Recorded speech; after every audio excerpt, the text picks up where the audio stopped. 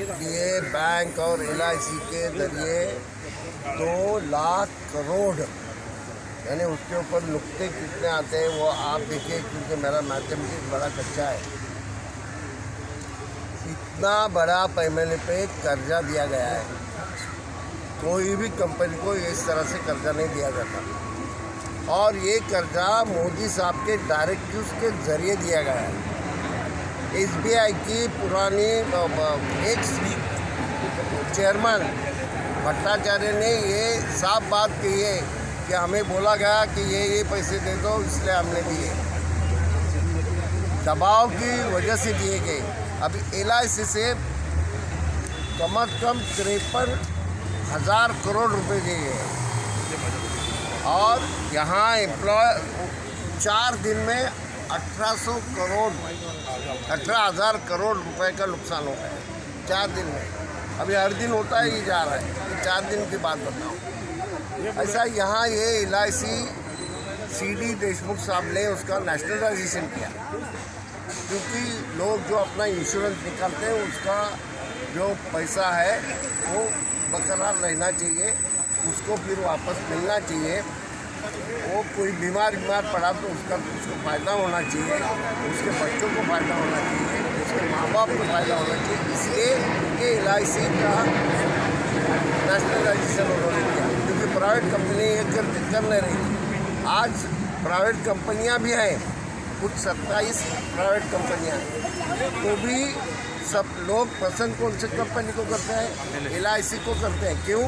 क्योंकि लोगों का भरोसा है कि ये कंपनी हमारा अच्छा करेगी, ये कंपनी हमें फंसाएगी नहीं, ये भरोसा है। यहाँ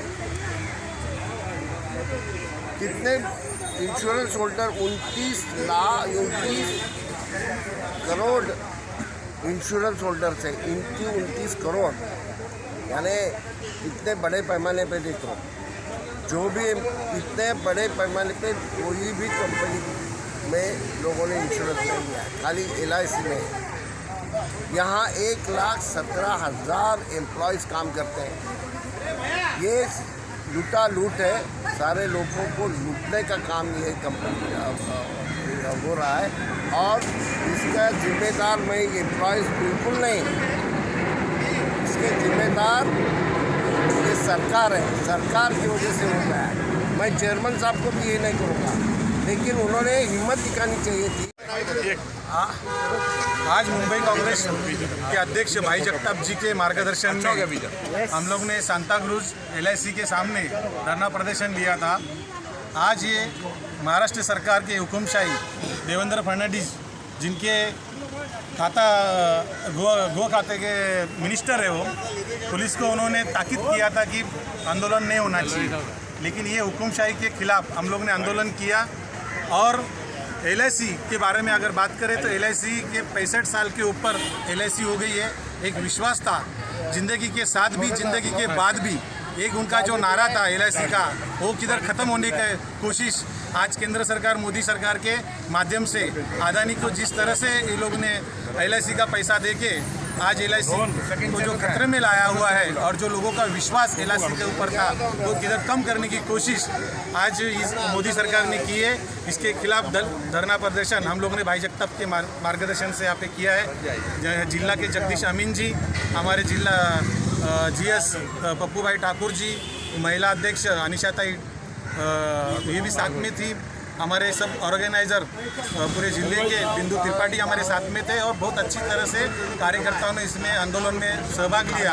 और इस LIC के बारे में आपको बताना चाहता हूँ कि ये जो भरोसा ज़िंदगी के साथ भी, ज़िंदगी के बाद भी, वो हमेशा कायम रहने के लिए मोदी सरकार को नीचे गिराने की, इस सरकार को रहने की अगर कोई ज़रूरत नहीं है। आने वाले दिन में हिंदुस्तान की जनता जागरूक होनी चाहिए और आने वाले दिन में 2024 में इनको सबक सिखाना चाहिए। आपको कहते थे कि मैं इस देश का चौकीदार बन के आया हूँ और चुनाव जीतने के बाद जब देश के प्रधानमंत्री बने, हम चौकीदार नहीं कहते हैं, कुछ चौकीदार कहते हैं कि हम चौकीदारी कर रहे थे। तो क्या इस चौकीदार के पैर के नीचे से जो है 80,000 करोड़ SBI LIC का जाता है, 27,000 करोड़ जो है वो SBI का जाता है, जो कि देश का जनता का पैसा था। वो न कि अदानी का पैसा था, न वो वो जो है किसी मंत्री का, ना वो देश के प्रधानमंत्री का, किसी का पैसा नहीं, वो देश की जनता की गाड़ी कमाई थी और देश की गाड़ी जनता की कमाई पे लूट डाला गया है और लूट चौकीदारी के संरक्षण में डाला गया है। तो चौकीदार से ये हमारा सवाल है कि आपकी चौकीदारी जो थी वो कैसी थी कि आपके चौकीदारी के अंदर और इतना बड़ा फ्रॉड होता है, क्योंकि वो देश की जनता का गाड़ी कमाई है। और रही बात कि कांग्रेस पार्टी नहीं, सारी विपक्ष की पार्टियां संसद से लेके सड़क तक आज जो है लड़ाई लड़ रही हैं और मैं कहता हूं कांग्रेस पार्टी इस लड़ाई को आखिरी दम तक लड़ेगी जब तक पाई का हिसाब नहीं देते। मैं हर न्यूज़ चैनल पे बैठ के यही कह रहा हूं कि जल्दी से जल्दी अदानी का पासपोर्ट जब्त कर लिया जाए, क्योंकि विजय माल्या बनने में समय नहीं है, नीरव मोदी बनने में समय नहीं है। जिस तरह से मोदी जी भाग गए हैं, मोदी जी आप ये मत समझिएगा कि नरेंद्र मोदी जी को मैं कह रहा हूँ देश के हमारे प्रधानमंत्री गौरव है, लेकिन नीरव मोदी की तो बात कर सकता हूँ। नीरव मोदी हो गए, विजय माल्या हो गए, चाहे वो मेहुल चौकसी हो गए, तो ऐसे लोग जो भागे गए हैं और वो भी देखिए लुकआउट नोटिस होने के बावजूद इनकी सरकार थी। लुकआउट नोटिस का मतलब होता है एयरपोर्ट पे आपको उठा के पकड़ के अंदर कर दिया जाएगा, मगर फिर भी इनको प्राइवेट जेट से छोड़ा जाता है। तो कि इसी तरह से कल के दिन, क्योंकि ये भी एक बयान आया था हमारे देश के चौकीदार का कि मेरा क्या है, मैं तो झोला उठाऊंगा, फकीर हूँ और चल दूंगा। तो कहीं ये फकीर और ये लकीर दोनों मिलकर इस देश को छोड़ के गए तो देश की जनता का हालत खराब हो जाएगा और आज हम श्रीलंका और पाकिस्तान की स्थिति में पहुँच जाएंगे।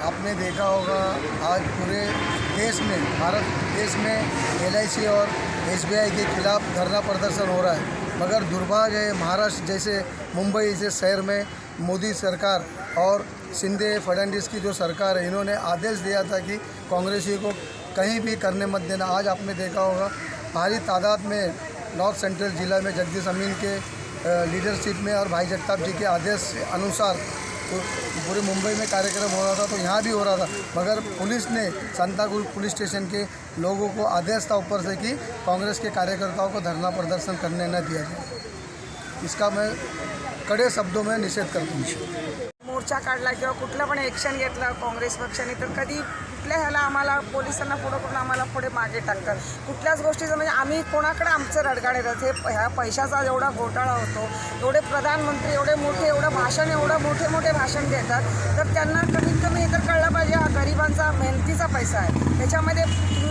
राजकारण आणून मोठ्या लोकांना तुम्ही सपोर्ट करताय, ह्या पैशाबद्दल तुम्ही काय ॲक्शन नाही घेत? प्रधानमंत्रींना माझं एकच निवेदन आहे, बाबा हे लवकरात लवकर तुम्ही ॲक्शन घेऊन गरिबांचे पैसे, त्यांच्या हक्काचे, त्यांच्या कष्टाचे पैसे त्यांना मिळाले पाहिजेत। माझं म्हणणं एवढंच आहे, त्यांना कळलं पाहिजे 2014 पासून कुठल्या गोष्टीसाठी म्हणजे काय नाही त्यांनी केलेलं, नोटाबंदी केल्या, सर्व काय केलं, सगळ्या कष्टातून सगळ्या संकटातून आणि 2 वर्ष करोना काळामध्ये लोकांची काय परिस्थिती झाली, त्यातून पण लोक बाहेर पडली, पण तरी तुम्ही प्रधानमंत्री असून तुम्ही काय करत नाहीत, काय सपोर्ट करतायत आणि तुमच्या नजरेखालून तुमच्या डोळ्यातलं काजळ चोरून म्हणजे करोडाचा घोटाळा होता, हे कुठला प्रश्न आहे? याच्याबद्दल काय?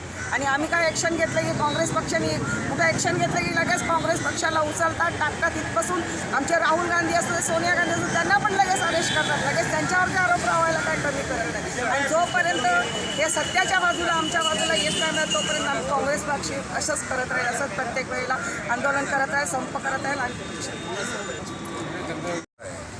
घोटाले के पीछे 100% आज प्रधानमंत्री वैसे तो ईडी को बैठा देते, हर एक कानून सबका पीछा करके इंक्वायरी बैठ जाती, इतना बड़ा घोटाला हुआ, इस पर क्यों नहीं बैठा गया? इसमें जरूर कहीं ना कहीं दाल में काला है या कहीं ना कहीं बहुत बड़ी गड़बड़ी है।